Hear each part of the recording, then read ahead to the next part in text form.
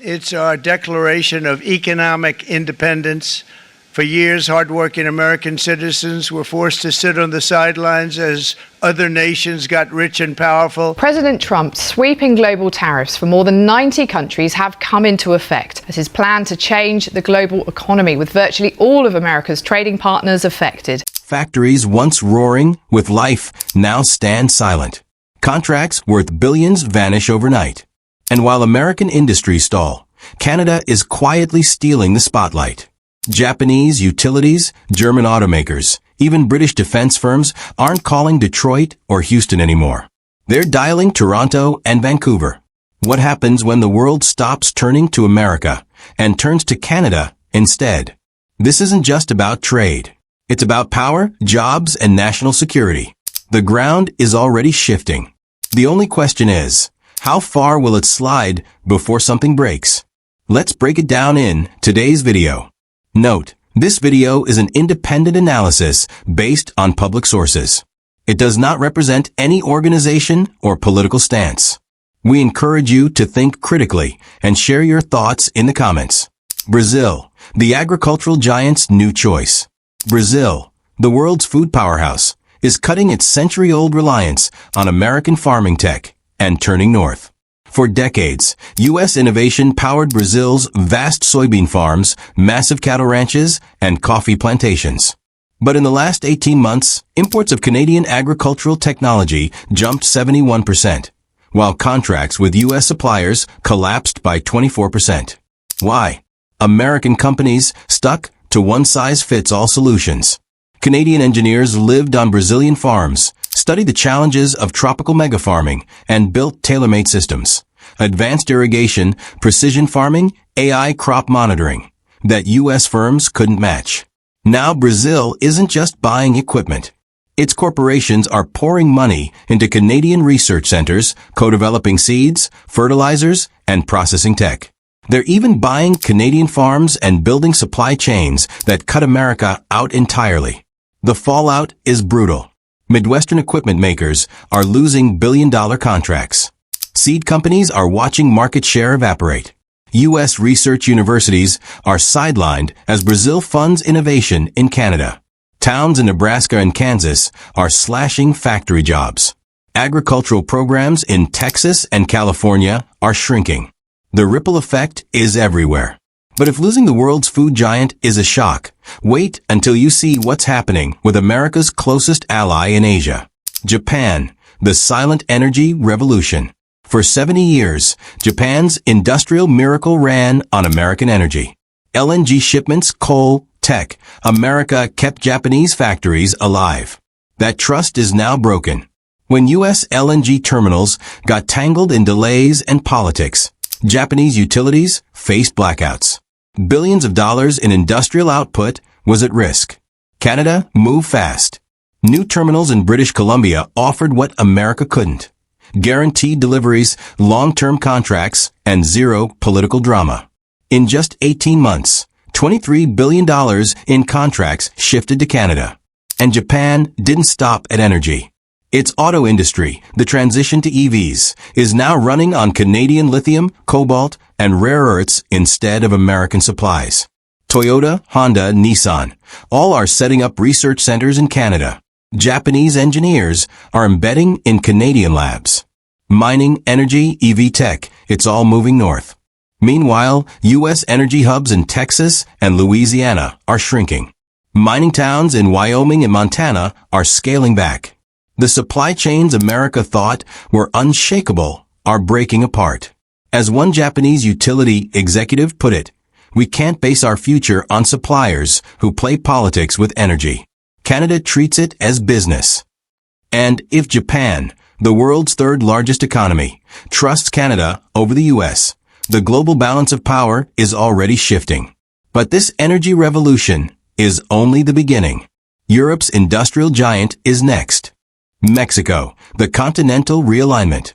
If losing Germany sounds shocking, Mexico's pivot may be even worse. America's closest neighbor and once its strongest trade partner is rewriting the rules of North American integration, with Canada taking the U.S.'s place. For 3 decades, U.S.-Mexico trade was seamless. Raw materials flowed south, parts moved north, final goods crossed back again. Millions of jobs and hundreds of billions in trade depended on that rhythm. But today, it's falling apart. Why? Mexican manufacturers are fed up with U.S. instability. Tariffs announced overnight, border inspections that change weekly, and labor rules that shift every election. Business can't run on political drama. Canada saw the opening and moved fast. The result? Mexican imports from Canada surged 51% last year, while imports from the U.S. dropped 19%. Automakers in central Mexico now buy electronics and advanced materials from Ontario and British Columbia instead of Texas and Michigan. This isn't just trade, it's transformation. Mexican firms are setting up permanent operations in Canada, joining forces with Canadian partners to access markets without depending on U.S. supply chains. Aerospace production, once tied to U.S. suppliers, now runs smoothly with Canadian firms. Automakers too, sourcing composites and specialty chemicals from Canada with fewer delays and better service. The energy shift is just as dramatic. Mexico, once reliant on U.S. natural gas and electricity, is now building solar and wind farms with Canadian partners. The fallout in America is severe. Border towns in Texas are losing contracts. Trucking companies in Arizona report sharp declines. Supply chains built over decades are being dismantled. As one Mexican official put it, we need consistency, not politics. Canada gave us that. The U.S. didn't. The consequences reach far beyond economics. Mexico is America's largest trading partner and a crucial ally in security. But if its economy now aligns more with Canada, America risks losing more than just contracts. It risks influence over its own hemisphere.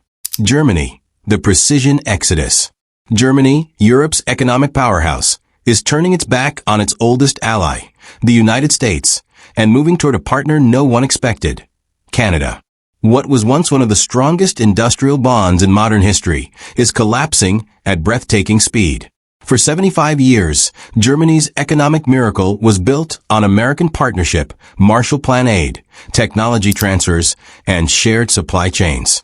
From BMW factories to chemical plants on the Rhine, German precision thrived on U.S. innovation.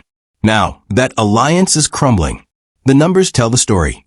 In just 2 years, German automakers shifted 43% of their North American sourcing from U.S. suppliers to Canadian ones. Battery materials, precision alloys, and specialty chemicals once bought from the U.S. now come from Canada. Why? American suppliers fell victim to their own system, political chaos, regulatory swings, and unstable trade policies. For German engineers who need absolute reliability, the U.S. became too risky. Canada, on the other hand, offered what mattered most: stability, fixed contracts, guaranteed deliveries, transparent pricing. The shift goes deeper than supply chains. German giants like BMW, Mercedes, and Volkswagen are building R&D centers in Canada, transferring technology, training Canadian engineers, and funding new plants. Chemical giants like BASF now rely on Canadian-made specialty materials instead of U.S. sources. Billions are flowing into Canadian infrastructure, plants in Ontario, production lines in Quebec, and massive energy projects. For America, the cost is devastating. Rust Belt towns are losing contracts. Chemical plants in Louisiana are cutting production. Precision shops in Ohio and Michigan face layoffs. A German trade official summed it up bluntly: "We can't base our strategy on suppliers who use trade as a weapon." Canada treats business as business. The message is clear. Germany no longer sees the U.S. as its most reliable partner. That confidence, once America's greatest strength, is now slipping northward. South Korea, the Great Defection. South Korea, once the shining example of America's technological partnership, is now quietly pulling away. The nation that gave us world-leading smartphones, cutting-edge manufacturing, and digital dominance is dismantling its economic ties with the United States and replacing them at lightning speed. For decades, South Korea's rise was fueled by American support.